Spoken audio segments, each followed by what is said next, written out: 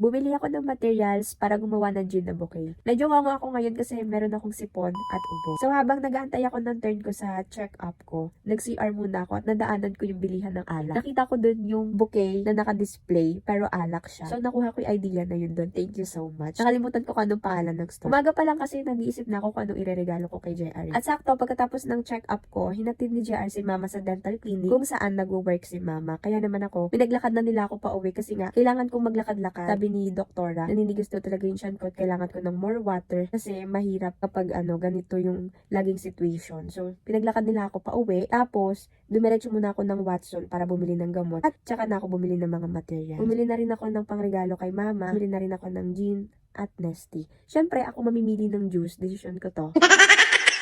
Medyo nahirapan pa nga ako ilagay itong wrapper niya ng bouquet kasi nga bilog siya. Tapos talaga medyo binaba ko siya. Makita niya talaga na gin yun. So, nagpatulong na rin pala ako dun sa bunso naming kapatid na magpagupit ng tape kasi nga medyo nahihirapan ako. Nalobat nga pala yung phone ko kaya hindi ako nakapag-chat sa kanila. At kahit naman hindi nalobat yung phone ko, hindi pa rin ako makakapag-chat sa kanila kasi wala naman akong load. Kaya naman naunahan nila akong makauwi at si Jar hanap siya ng hanap sa akin. Labas siya nagpaikot-ikot. Simula dito sa bahay hanggang sa kanto namin kung saan ako pwede hanapin. Ito nga pala yung result niya. Ito yung regalo ko kay mama. Tapos, ito yung regalo ko kay JR. So, ayun lang. Happy na naman ako kasi may nagawa na naman ako. Ayun lang. Bye. Tumutunog na yung chat. Gugutom na ako. Kakain na kami ni baby.